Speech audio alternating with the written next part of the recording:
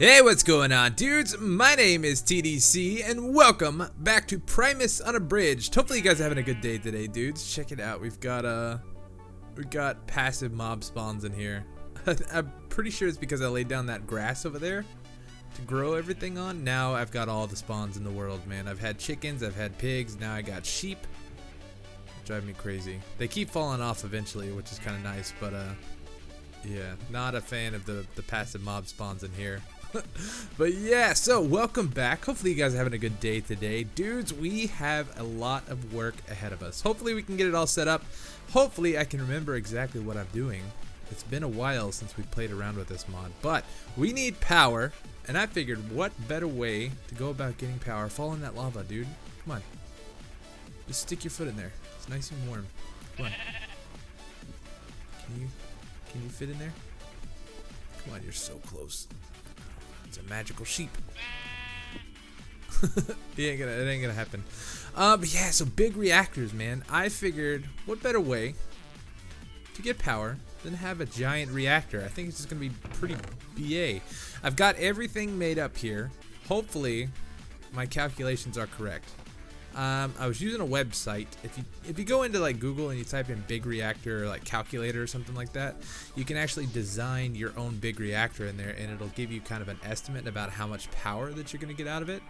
So this is one that I used before on Hypermind Resonant Rise. I actually had a subscriber or a viewer in a Twitch stream tell me about this setup, and this is the one we went with, and it seemed to work pretty well. And I'm just going to kind of copy that design and see how it works here. It should be pretty neat. I'm going to try to automate this a little bit using Ender.io. I watched a tutorial on it. I don't know if I can copy it without having to go back and rewatch it, but we'll see what happens. But yeah, so this took forever to craft, man. I don't have a good way of getting steel yet, so I spent a lot of coal and a lot of iron to get a bunch of mechanism steel. And I gotta say, hopefully it's worth it, because once we get this power up and going, then I can actually start using the digital miner to full potential, and I can actually get all the resources that I'm ever gonna need. I don't know, we'll see. Hopefully it works out. But yeah, so I'm gonna be building this big reactor kind of like right here in the middle of this platform, and we are making a 5x5 design. So the inside radius of this reactor is gonna be 5x5, which means the outside needs to be 7x7. So basically it's going to be a big square. So we'll go up 1, 2, 3, 4, 5, 6, 7, and then we'll just build it all the way up here. Whoops. No. Alright, let's actually do this. We just updated the pack, and it always redoes everything. So you can see up here I've got the little HUD in the top left, and I don't like that. I'm going to have to get rid of that too.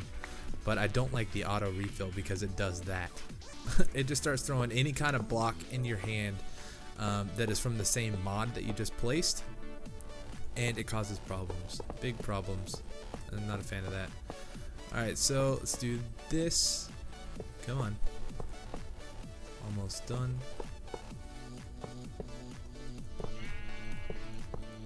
Like so.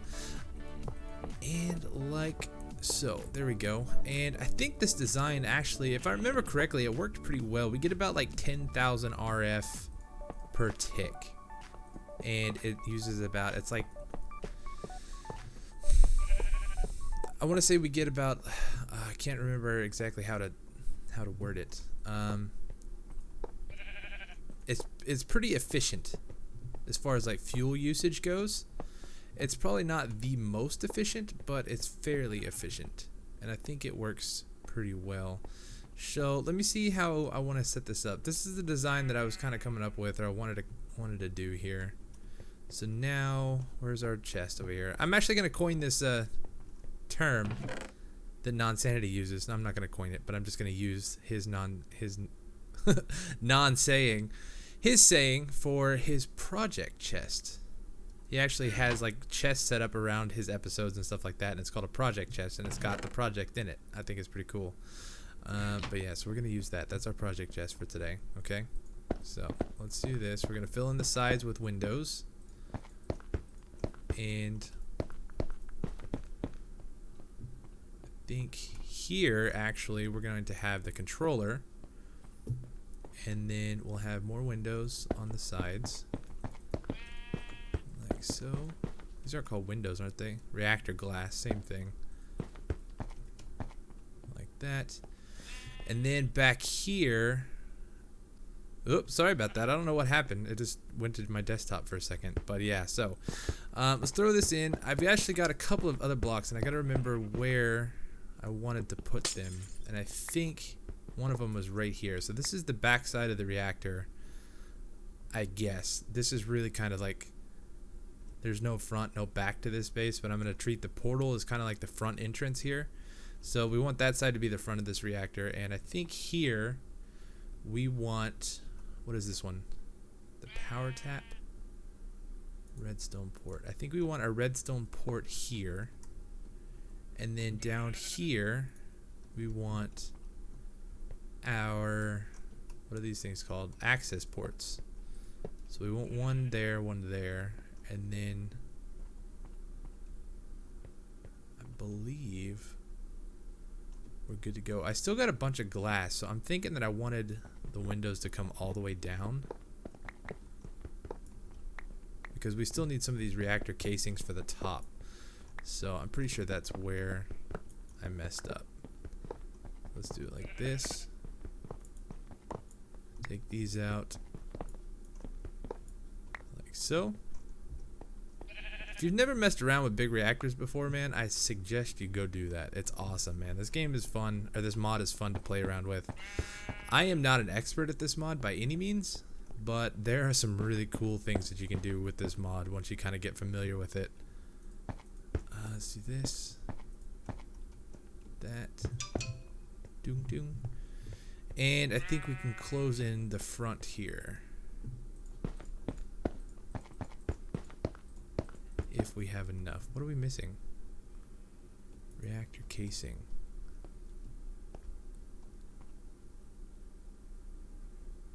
How did I...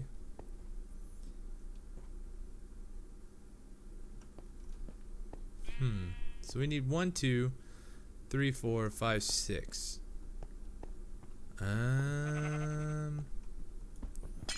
Let's just do this. I can't remember what my design was.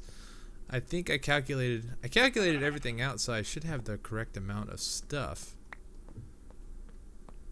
But I don't remember how I had everything set up.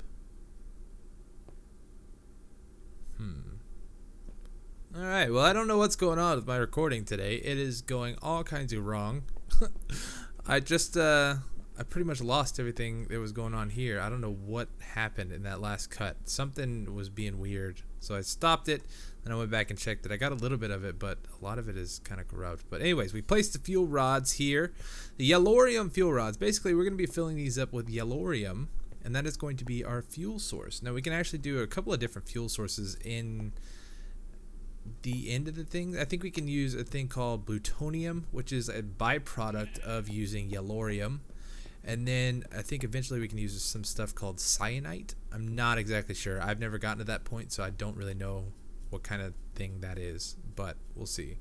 But yeah, so for here, I believe we want to put our power tap. No, we actually need to put our power tap on the other side. So we'll put our power tap here, and then we're going to do control rods on top of each one of these fuel rods, like so. And I think we may actually be 1 block short, because let's see, where is it? We actually may be a few blocks short. Yeah. So I think once we fill in the tops here, so that is what?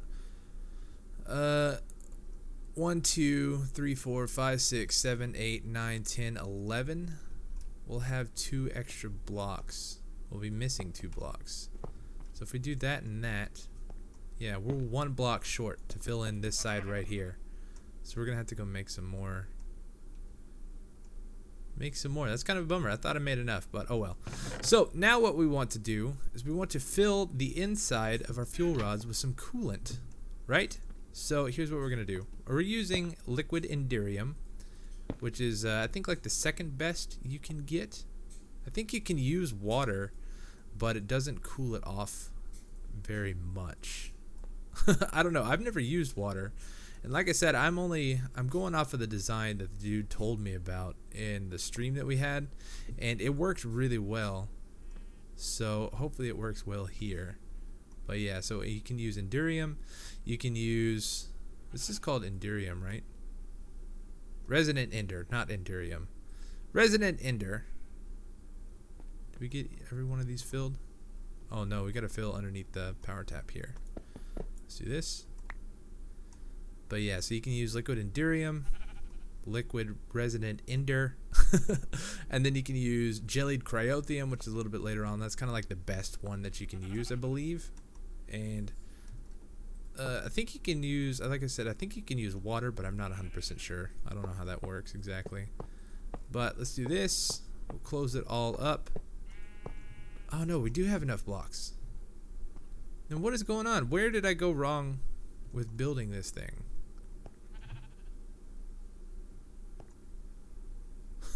I really don't know. I do not know.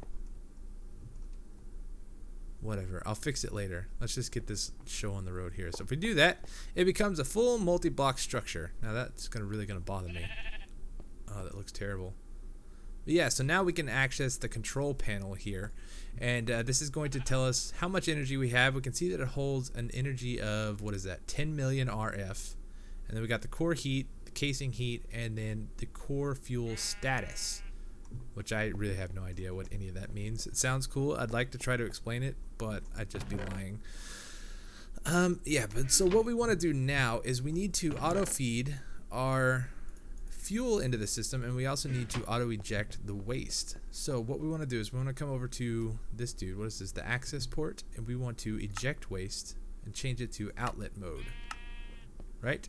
So now one's blue, one's yellow. You can see these arrows are pointing in, these blue arrows are pointing out. This is our input, this is our output.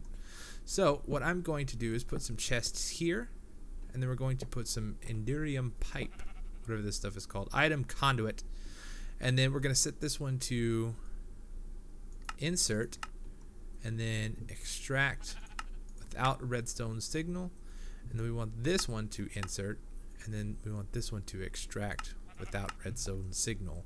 So now we should be able to throw all of this in there, and then it's going to start feeding.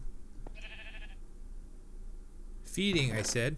Yeah, there it goes. It's feeding. You can see it's starting to fill up now. So pretty rad, right? It starts to fill up with the yellorium, and then once it's actually 100% full, we can go turn the thing on. It doesn't have to be 100% full, but it makes it better. I just want to see it grow. That looks awesome. Grow, grow, fill. Alright, so now we should be able to come up to the front of the control panel, and we can see that we have 100% full of fuel. So it is good to go. We can turn this bad boy on, and we should get power. Some power. Let's do it. Let's see what happens.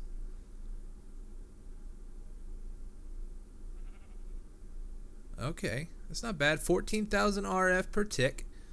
We are at almost 1 millibucket per tick, which is good. And we are at 420% fuel reactivity. Look how fast that's going up, man. We're already at 500,000.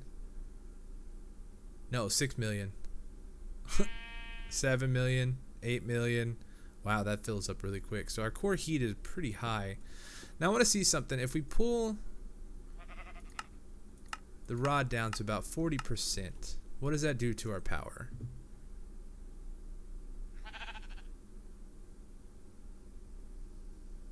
Nothing really. It seemed like. Let's turn this off, deactivate, turn on. Wonder if it's different because it's already full of power. So let's do this. Let's drop this down to 6. No, we'll do 60. What does that look like? Oh no, we're just doing that one. Okay, that's why. Let's put this back at 100. We have to control click to change all. So if we do this down to 40, what does that do? So we're getting about 0.5 millibucket per tick, but the core heat has dropped. We're getting about 12,000 RF per tick. Now I'm not exactly sure what is the best way to go about this. Oh, my sword broke on a sheep. Like, I don't know exactly where we want to keep this. I don't know if this is... To me, this seems like it's better fuel efficiency. Because it's using half a bucket per tick. Instead of 0.8. But, I don't know, man. I don't care. We got power. That's all that I care about. Okay, so let's see if I can remember how to set this thing up. Now, I placed these guys down before, so that's why there's power in them. Over at our other place, because I wanted to see what the actual inside of it looked like. And so engine control, this is a power monitor from Ender.io, by the way. So we want this to be set to emit signal when storage less than 75% full, stop when storage greater or equal to 99% full. So what this is going to do is we're going to set up these storage banks or capacitor banks that hold 5 million RF each. Now I think if we do this right, where do we have these set up? I think I want them set up here. Now where's the other one? There it is. So we'll put that there. We can see that we got about 10 million RF in this guy right now. Now, how did I do this before? I think we want this here, but not connected to this. Right? And then we want this guy here, like so. And that is accessing this redstone port, so this can turn this guy on and off. And now I believe we want to run power this way into this as well, I think. Oh man, I can't remember what I did. And then got that there, and then we can put a tesseract right here on the other side. That way we can actually get the power. So what we want to do, be able to do with this, okay, it already filled up. Now if this is set up, it's not set up correctly. Let's do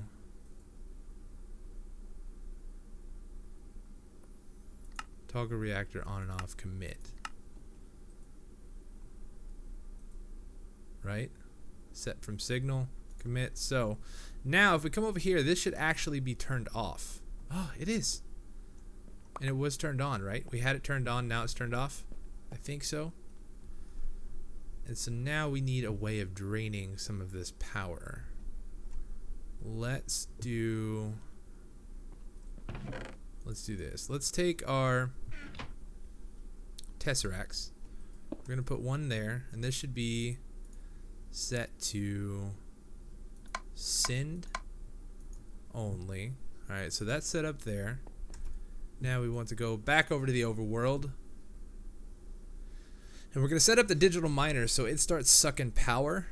And then we'll be able to come back and see. And if it's actually working the way that I want it to, the reactor should activate itself when power is being drawn. But when there's no power being drawn, then it should stay inactive and not just waste fuel, right?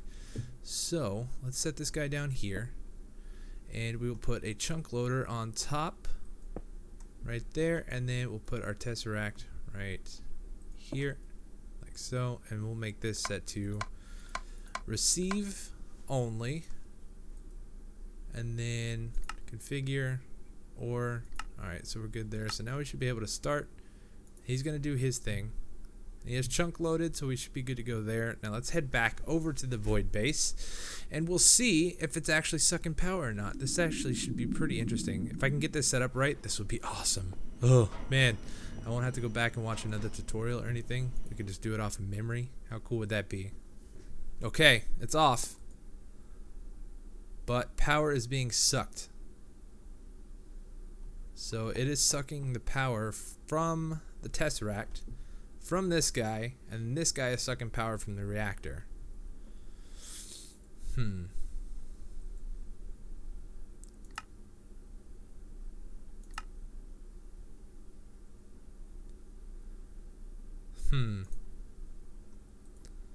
So this should turn itself, no. Emit signal when storage is less than 75% full. Stop when storage is greater than or equal to 99% full. So maybe we just didn't wait long enough to see. That's way less than 75%.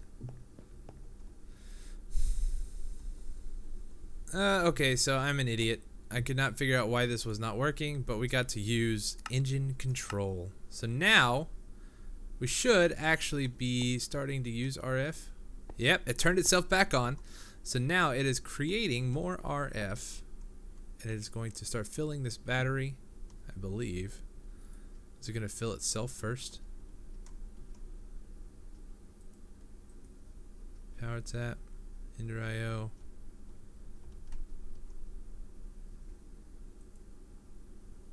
Hello?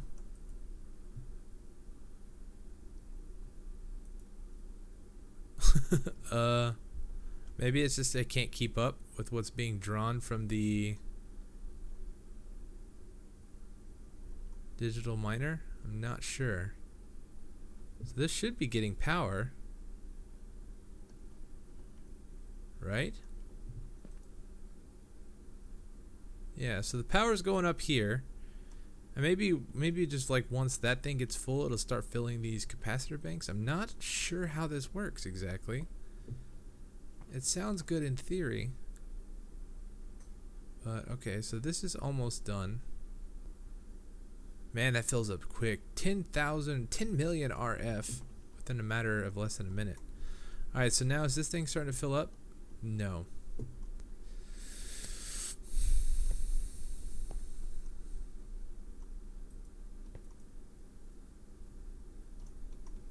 What is going on here? Alright, so now the question is, since that thing has no power, is our digital miner getting power? I wonder. Man, it's been so long since I messed with big reactors, I do not remember like any of this. Alright, up, and away. It's right over here. Okay, so the digital miner has power. Now how's it doing on power? Not great. Diamonds, nice.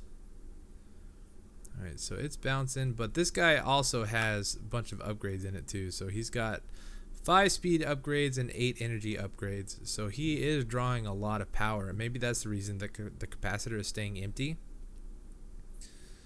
It's actually drawing more power than what that cable can transfer. I wonder.